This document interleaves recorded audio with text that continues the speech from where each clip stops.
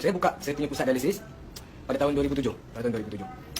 Sebelum 2007 saya masih kerja dengan hospital kerajaan, dan pada tahun 2007 saya resign dan saya buka saya punya pusat dialisis sendiri. So 2007, 2008, 2009 so running okey lah. Saya tengok banyak sakit yang buat rawatan dialisis ni. Saya sebagai doktor, setiap tahun, sejak dari doktor ni, setiap tahun saya akan buat medical check up. Saya akan buat medical check up, saya cek saya punya darah untuk semua check up lah. Sebab seperti yang tuan-tuan perempuan tahu, sebagai doktor saya terdedah kepada macam-macam sakit, kadang-kadang bagi injection tercucuk jarum, tak tahu orang tu ada HIV ke apa ke, kita tak tahu. Jadi memang setiap bulan saya buat, setiap tahun saya buat medical check up. Dan selama ni memang normal. Sampai tahun 2010 ada satu keputusan yang betul-betul memeranjatkan saya. Saya punya paras kreatinin tinggi. Normal kreatinin ni bawah 115 untuk lelaki, untuk perempuan bawah daripada 100. Jadi saya punya 144. 144 maksudnya buah pinggang saya dah ada sedikit kerosakan. Dan pada mulanya saya tak percaya. Saya ingat mungkin ada lab error. Makmal tu tersilap kot. Jadi minggu depan saya ambil darah lagi sekali, cek dekat makmal yang lain. Dan dengan harapan keputusan tu normal. Dengan harapan lab yang pertama tu mungkin buat salah kot, kan, mesin dia salah. Tapi keputusan tu tetap sama. Dan yang menyedihkan saya, keputusan tetap sama. Jadi saya sangat tension, sangat stres masa tu. Masa tu tak ada buat perubatan Nabi, hanya buat perubatan moden ni saja. Tak kenal lagi dengan bekam herba apa semua ni, saya tak kenal lagi. So dah dua lab kata tinggi 144. Tapi yang peliknya saya tak ada kencing manis, saya tak ada darah tinggi, saya tak ada masalah apa pun, dan saya tak tahu kenapa buah pinggang saya rosak. Dan untuk pengetahuan tuan-tuan perempuan, ada lebih kurang 30% pesakit yang buat dialisis ni, 30% pesakit yang buat dialisis, dia punya buah pinggang, punca kerosakan buah pinggang dia orang memang tidak dapat dikenal pasti. Okey, tak tahu sebab. Dan selebihnya 70% disebabkan oleh kencing manis, darah tinggi, batu karang dan sebagainya. Saya tak ada masalah darah tinggi, kencing manis, batu karang apa pun tak ada. Okey. Tiba-tiba buah pinggang saya mula rosak. Dan selepas saya dapat tahu ni, saya sangat panik, sangat risau. Masa tu tak buat apa-apa lagi. Lebih kurang sebulan atau 2 bulan lepas tu saya cek lagi sekali darah. Keputusan dia 156. Dia naik lagi. So dah makin risau, makin sedih, makin takut. Okay? Sebab bayangkan kita ni dah dalam dunia dialisis. Dan tiba-tiba saya sendiri pula satu hari nanti nak kena buat dialisis. Jadi saya memang sangat stres, tension sebagainya. Tambah pula fikirkan anak isteri saya tu di rumah, anak 2 orang. Saya satu-satunya sumber pendapatan untuk keluarga saya. Jadi memang sangat stres, sangat sedih. So lepas 156 tu saya buat keputusan nak pergi jumpa doktor pakar buah pinggang. Sebab saya dah cuba makan ubat-ubat yang saya tahu, tapi masih dia tak turun. Saya buat keputusan nak jumpa doktor pakar buah pinggang. 3 doktor pakar buah pinggang saya jumpa. Yang pertama seorang doktor pakar buah pinggang dari Kedah Medical Center. Saya jumpa dia, saya cerita saya punya keputusan darah macam ni. Dia kata ini chronic kidney disease. Tak ada ubat nak normalkan semula kreatinin tu. Dan ubat yang ada cuma untuk melambatkan proses kerosakan buah pinggang. Maksudnya kreatinin tetap akan naik, sama ada cepat atau lambat. Bila bagi ubat dia akan lambat. Maksudnya last kali memang kena buat dialisis. Faktor masa saja.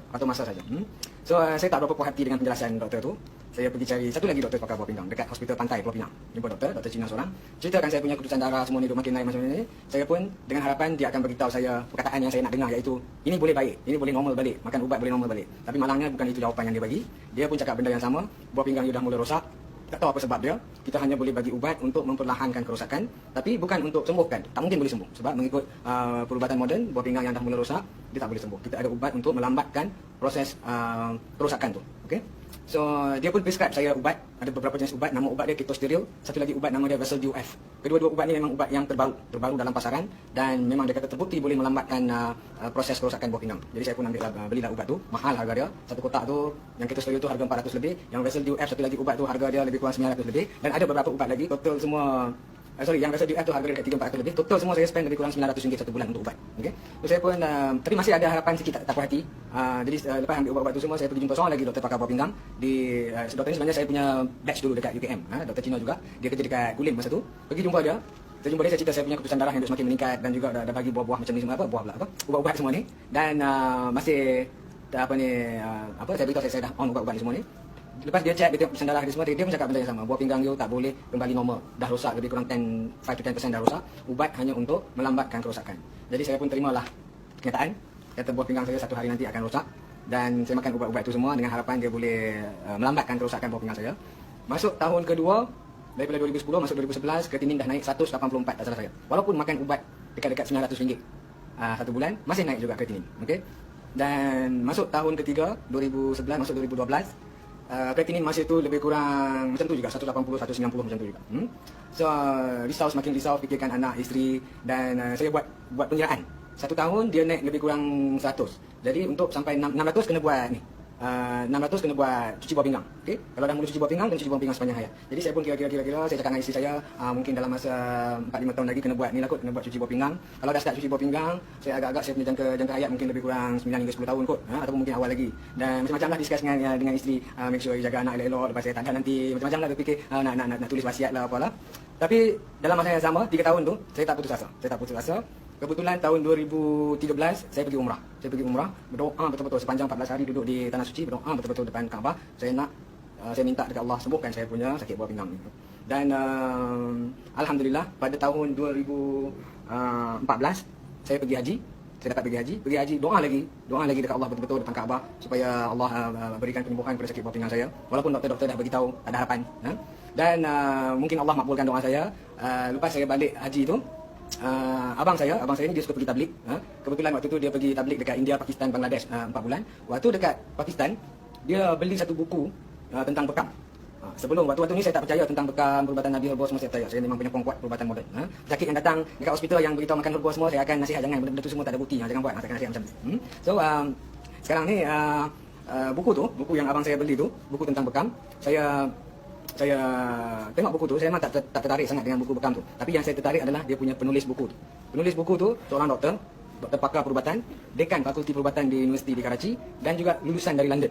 Jadi saya tengok penulis buku ni, saya memang betul-betul terkejut. Macam mana seorang doktor pakar, dekan fakulti perubatan, lulusan London boleh tulis buku tentang bekam pula tu. Jadi saya pun ambil buku tu, saya baca.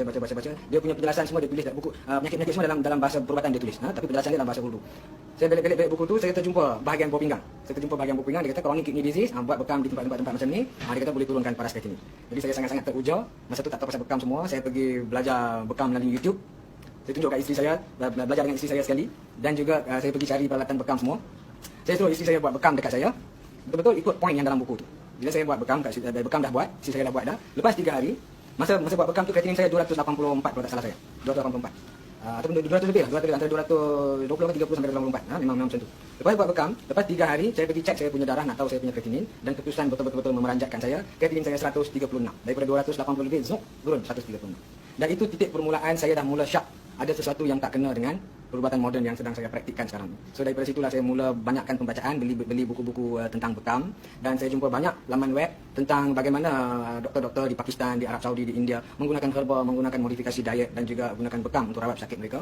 Dan saya juga gunakan kaedah ni, ubah diet, ubah pemakanan dan juga bekam untuk mak saya. Mak saya dah 40 tahun kena kencing manis, susah nak kawal, macam-macam ubat paling mahal saya dah beli dah yang terbaik dah. Untuk mak saya spend dekat RM500 beli insulin pen yang paling canggih sekali, yang paling mahal sekali. Masih tak turun. Bila saya ubah diet mak saya, buat bekam dekat dia, makan herba yang saya ni, gula dia yang tak pernah turun bawah 15 sepanjang 40 tahun tu, minggu pertama bacaan gula dia 6.7.